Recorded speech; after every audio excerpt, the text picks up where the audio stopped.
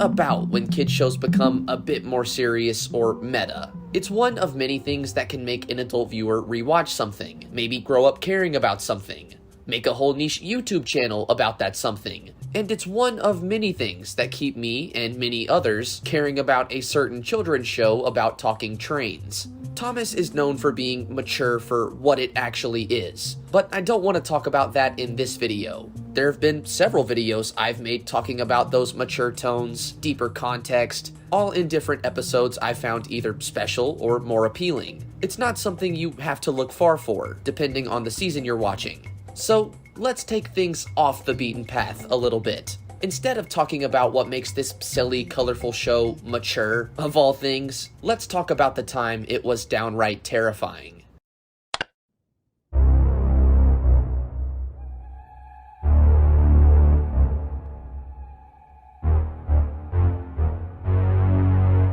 You may remember my video on Put Upon Percy, a personal favorite episode series-wide of mine that I loved for not only being more serious, but also for having those and being a Percy-centric episode. You could guess that a similar thing is at play here, but that's not something I even have to tell you. I'd argue it goes a step further here, even.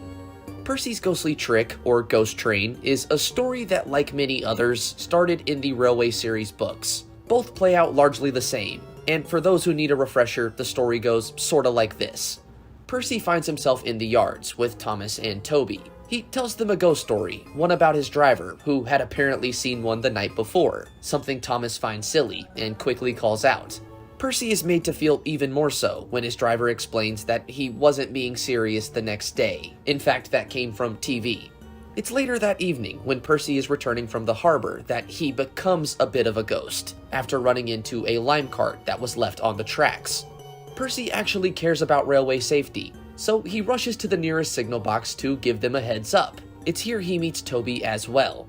It's suggested Percy gets a cleanup, being told he looks like that of a ghost. But this gives Percy an idea instead. He relays such to Toby, and the two set off to scare Thomas back at the sheds.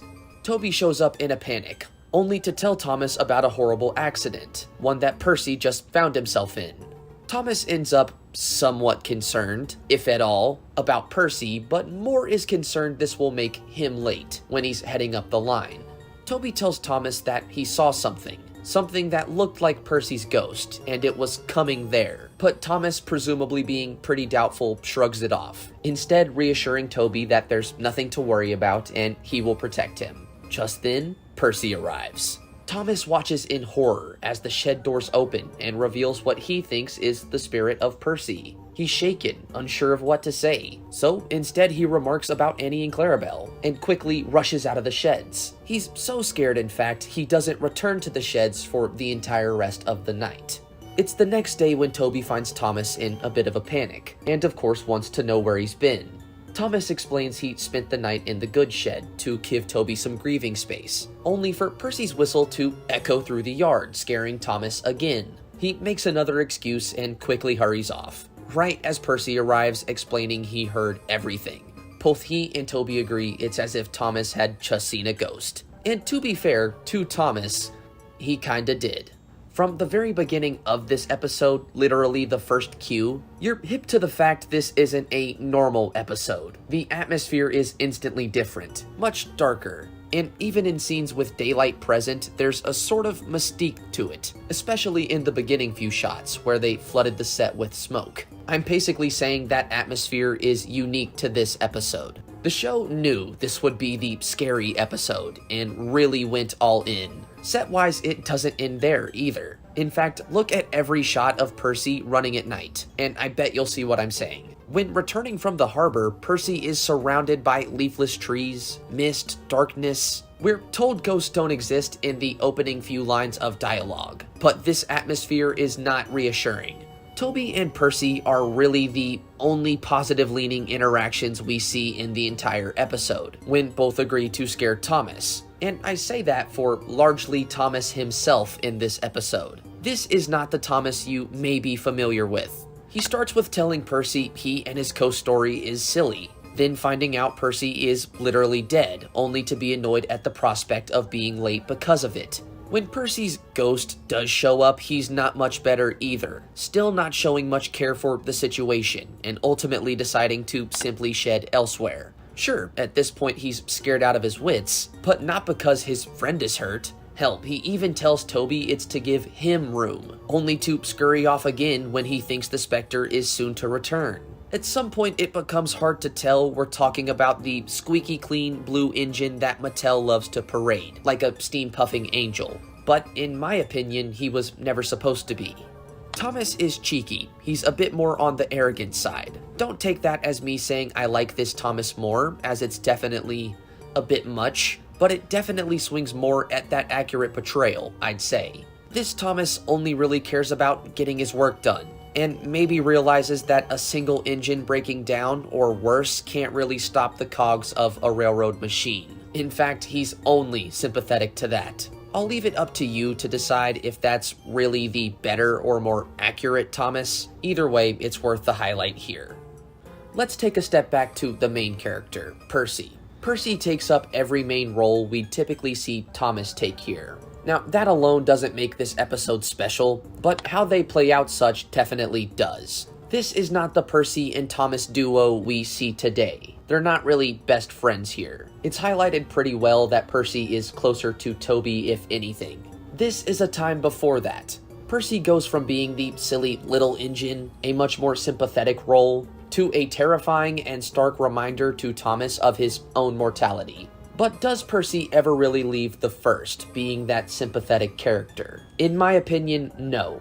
We as the audience get to see the entire thing play out. We see Percy hit the lime cart. We see him form the plan with Toby. In a way, I feel like I had to be on that page for this story to work. I wouldn't call Thomas an antagonist, but in this story, he seems to fit the bill. And we care to see that comeuppance, as at some point we all agree it's deserved. A good scare would serve him right, and Percy and Toby are more than willing to give it to him. What's more scary or uncomfortable than thinking you know a character or person, only to find out it's a little more complex than that? And what episode has done this better? And it's for that non-hero-esque, very rude Thomas, unmatched atmosphere, anti-hero Percy, and honestly, personal memories of being terrified of this VHS helps me say there will never be another episode like Ghost Train ever again. Within the vast amounts of Thomas merch that exists, it's honestly only natural that every now and then there's something that either isn't as great as the other stuff, or maybe it just slips through the cracks and doesn't get the attention it deserves. Over the last little bit, and honestly my entire life, I've ran into quite a few of these items, and today I thought it'd be fun to talk about some of these weird Thomas toys you may or may not have heard of. Some awesome, some downright what were they thinking? That's all I'll say. Either way, let's get into it. The Tomy pullback candy dispensers. Yeah, that's a lot to unpack in a single sentence, I know. Basically, in 1998, there were two engines, those being Thomas and Percy, released through Tomy, but with some key differences from the standard. On both engines, the coal bunker could be removed, revealing candy or a small storage area. Now, because of this, they couldn't feature the normal, battery-powered, traditional motor, but could be operated through a pullback feature. Those few things aside, though, I mean, they're pretty much identical to the normal guys. They don't feature the switch area on top since, well, these engines didn't need one, and both Thomas and Percy would release in sets. Now, these sets contained 10 yellow pieces of track, 2 straights and 8 curves, as well as some accessories, but these are punch-outs. You could also get Thomas in a pack with a singular piece of track. I don't think Percy was ever sold in a pack like that. I could be wrong though. The sets themselves are called the Funny Go Rail sets, and honestly are pretty cool. It would have been fun if this played out just a little more, and maybe we got other characters like Toby, or maybe the bigger engines and other variants of other characters. I'm fairly certain these aren't the most rare, but they're definitely not the easiest to find. And on the chance you ever do, expect to pay a pretty penny, and maybe consider replacing those candies. The Chug-Along RC Thomas. Now, truth be told, this one is a bit of nostalgia for me. It's cursed, but man, I freaking love this thing. I played with this so much as a kid. Thomas and friends have dove into RC plenty of times, with Trackmaster, I guess more normal-like RC toys, and this one falls more into the latter. It was one you were meant to play with on the floor. This toy came out in 1997 and gave you a fucking adorably odd Thomas. It does also have a pretty strange color scheme, as you can see from the buffer beam and footplate. Altogether, it's very squished and kinda awkward all around. Now, that being said, I still adore it, and I'll say they did get a lot of detail despite the fact. It's got these huge, chunky, almost play-rail-like side rods, little bits of lining and side detail. The wheels themselves made click sounds, and I believe you turned it on through a large switch on the back. It also came with a very bright red controller so you could operate Thomas. I also think his eyes moved a little bit, but I could be wrong on that last one. You know, we haven't talked about the wagons yet, which each are these, they kind of look like wheelbarrows. Each one is this very small two-wheel. I don't even know how to describe it. You've got Annie and Clarabelle, two troublesome trucks, and Thomas can pull them around like the little goon he is on whatever hardwood floor you put him on. You know, I'm tempted to get one of these just one more time to play with Rico. Comment down below if you want to see that. The SpongeBob Mini Collaboration. Look, at this point, I think we all know it. Minis is the definition of had so much potential and just kind of went off the deep end. Now, there were a few collaborations, like Tootsie, which made one of my personal favorites, the Blow Pop James. The DC superhero engines, where we got stuff like Superman Thomas. But not a single one of those made you go, who the fuck is heading this, quite like the SpongeBob collection did. Now, these came out in 2016, and you had the option of a 4-pack or a 9-pack. The 4-pack containing Thomas as SpongeBob, Percy as Patrick, Bash as Mermaid Man, and Porter as Barnacle Boy. And you know what? Okay, whatever. I guess Thomas and Percy make sense in a way, you know, being two best friend main characters. The other two, how does that line up in any way or make sense? Like at that rate, just do Dash and Bash. Now to the 9-pack, which is just what the last one was, but on 10. Just overall ridiculous shit. This time, it's Toby who is SpongeBob, which, you know, I guess, again, makes sense shape-wise. Spencer as Gary, Scarloey as Mr. Krabs, that's hilarious. Millie as Sandy, Paxton as the Flying Dutchman, also hilarious. Emily as Pearl. You should have quit before you started. Rosie as Miss Puff. Dieselton as Plankton, which only makes sense in the terms that they're both bad guys. And I mean, it does kind of look awesome, but, you know, we should just give up on logic. They did a long time ago. And Gordon as Squidward. That's the best one. That is the most accurate one yet, not gonna lie. I can't say this line was bad, you know, not any more than the others were. The characters themselves are so hit and miss if they work, and honestly just feel so copy-paste. They don't really look that great in most cases. I feel like if they just thought it out a little bit more, you know, made each pairing mean something or make sense so it mattered to fans of either franchise, and just took the time to make them look better. If they would have done that, this line would be more than a living meme at this rate. But that, ladies and gentlemen, has been 3 Weird Thomas toys you may or may not have heard of before. There are so many of these toys we could talk about. So if you enjoyed the video, be sure to like and subscribe for even more. Also drop a comment if you recommend any piece of merch in particular, or if you agree or disagree with anything I said. Maybe you think the SpongeBob Minis collaboration is the best thing Thomas and Friends ever did, and you know what? I won't take it from it. That's your call. I won't take it from you, bro. We can argue in the comments.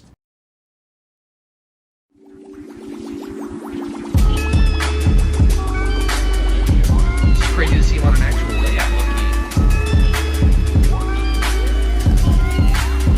Anybody got a link?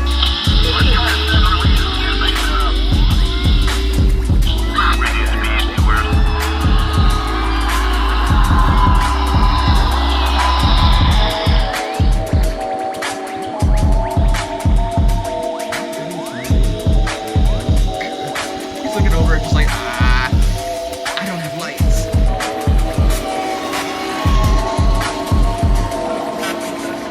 Oh, hell yeah, you were.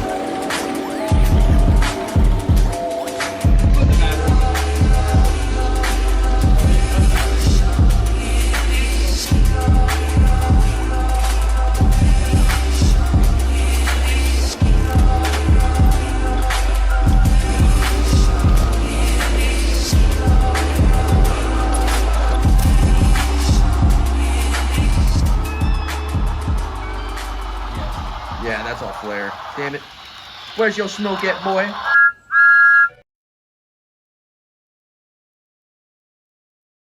If you're anything like me and like Thomas merch, and I assume you are since you're watching this video, there's no period of time or line that pressed the "what are we doing" button quite like the Railway Pals did. There is no way you haven't seen them before either, in Walmart, Kroger, just online. If you're a fan of Thomas and have ever looked at the toys, you probably know about these things. And if you didn't, you're welcome.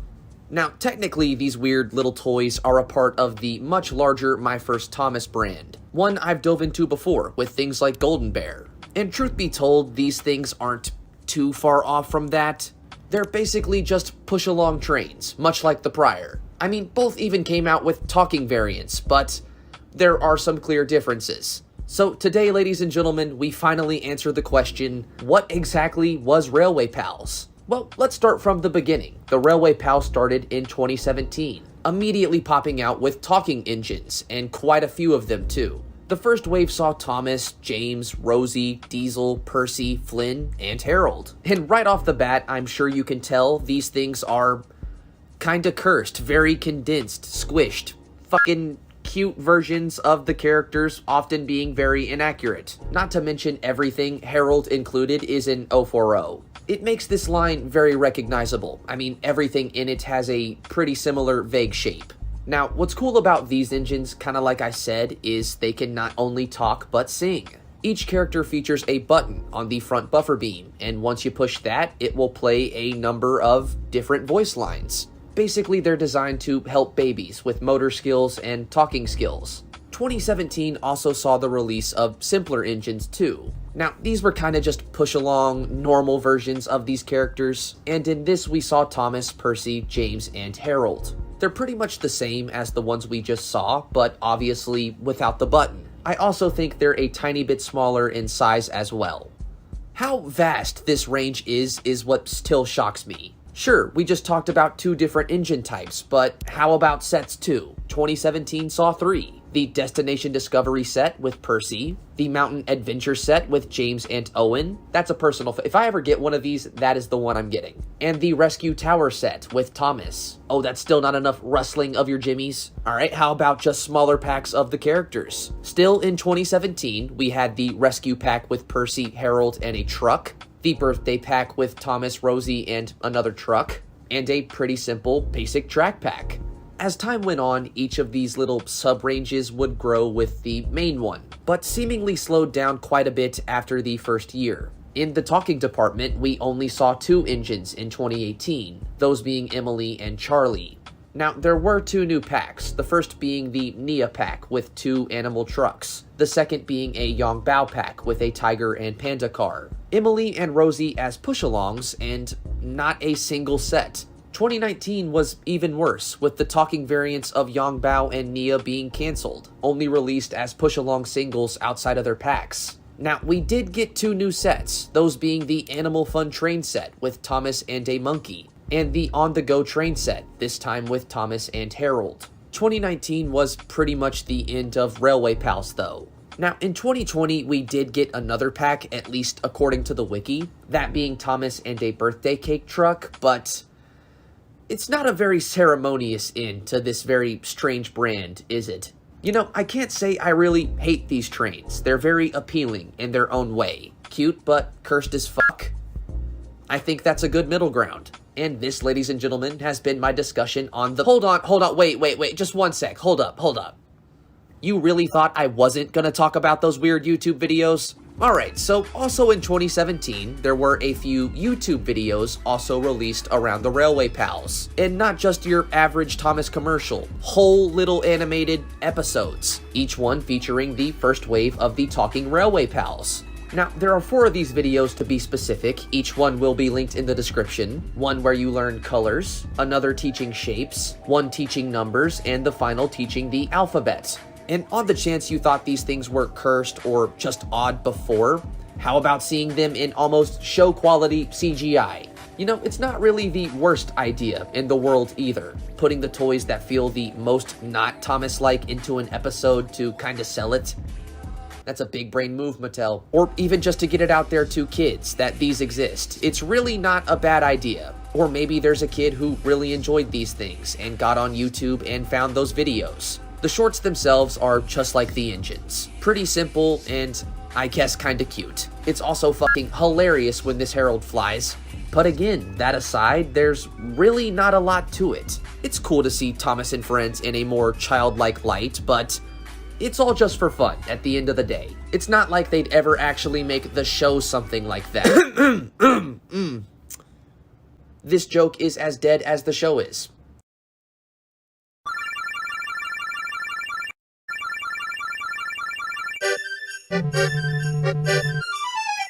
If there's one thing Thomas does right, it's winter-themed episodes.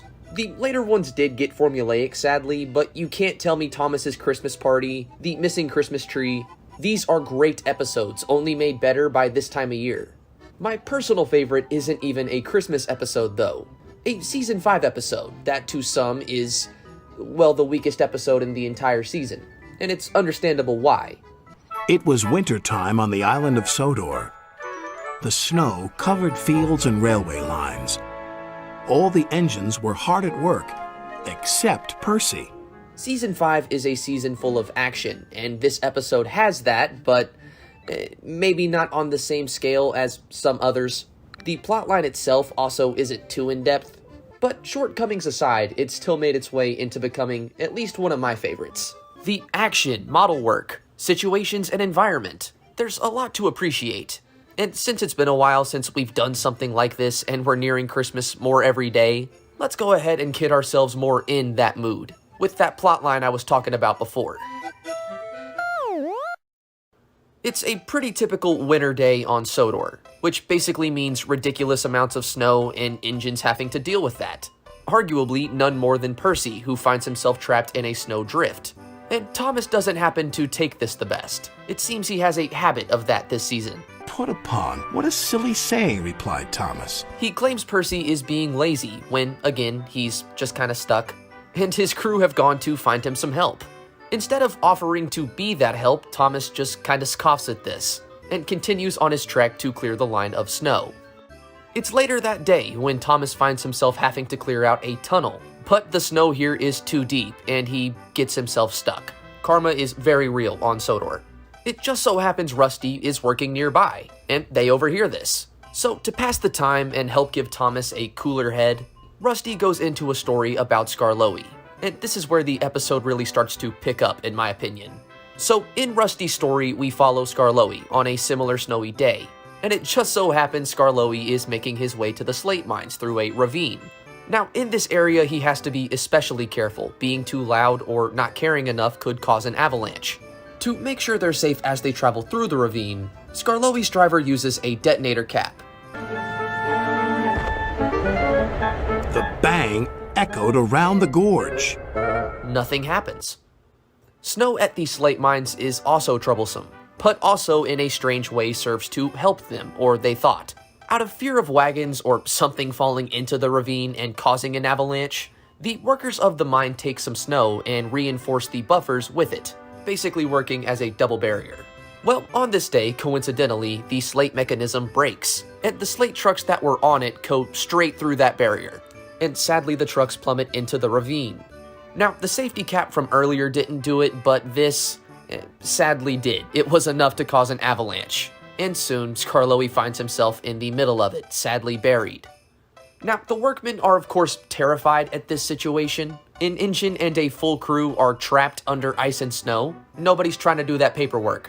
And soon, Rusty and more workmen show up to try and save the cavalcade. Right as they make it to Skarloey, however, they find he's been encased in an igloo due to his heat. And him and his crew are just fine, even still sipping the cocoa they had prepared earlier in the episode. And that concludes Rusty's story, but not the whole episode, thankfully. Thomas is finally cleared right about the time the story is over. And as he goes to leave, Gordon shows up with a snow machine, which for some reason has a cult following, but we'll talk about that in another video. And being quite rude, his usual Gordon self blows steam at Thomas. This results in Gordon causing an avalanche himself, then getting trapped under a snowdrift while entering the tunnel. Thomas makes a joke that if Skarloey can do it, a pig engine like Gordon should have no problem. And of course, we get the trademark Paw from Gordon too. And that wraps up the story. Now, why do I think this episode is one of the greatest? Or at least in my personal rankings? Well, let me start with why some people don't think so. Let's be honest, this is a slower story when compared to the rest of Season 5. We have Put Upon Percy, Cranky Bugs, Duncan Gets Spooked, and many other episodes that are arguably more fulfilling to watch, and I do think that's a fair thought. I've talked a lot about the stakes this season presents, and there definitely are some here, but arguably not as much as many other episodes this season. I would argue that that isn't always needed though. This is a story about engines dealing with snow, and when you think about it, how many other episodes do it is pretty much the same every time. If you've heard this before, stop me. Engine gets stuck, oh, sad. Engine gets saved. End of story, pretty simple stuff. This episode adds to those elements in a way I really appreciate. We see Thomas go from being a very uncaring, dismissive engine in the snow to a more understanding one. We see the stakes I was talking about earlier with the avalanche and how quickly it encases Skarloey. Hell, even with the crash from the slate wagons, it's all done very well, all to convey a sense of severity. Sure, it's not as much as others, but it's not like it's nothing. Let's not forget, everybody thought dude was straight up buried in there. This is like Put Upon Percy 2. We get hilarious character interaction, again, character development, and we can't talk about Season 5 without talking about the sets. This is the only episode to really feature snow sets like this in Season 5, and they made sure to go all out. Just look at this ravine. Hell, just look at the tunnel set alone. Nothing about this episode is boring, and that's something I really appreciate. It may feature some common tropes, but it does more for them.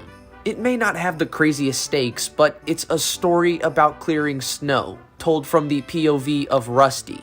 It doesn't really have to be. It's just a nice, winter-themed, well-rounded story, and it's for those reasons I'd call this episode one of the greatest. But hey, that's just me. You do not have to agree to that. And if you don't, be sure to let me know in the comments, and add to the discussion there. With all of that being said, that pretty much wraps up this video, guys. And as always, really quick, I'd like to give a huge thank you and shout out to my patrons. It's your all support that makes videos like this possible.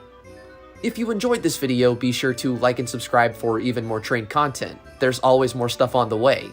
And with all of that being said, thanks again for watching, guys. And hopefully I'll see you guys in the next one.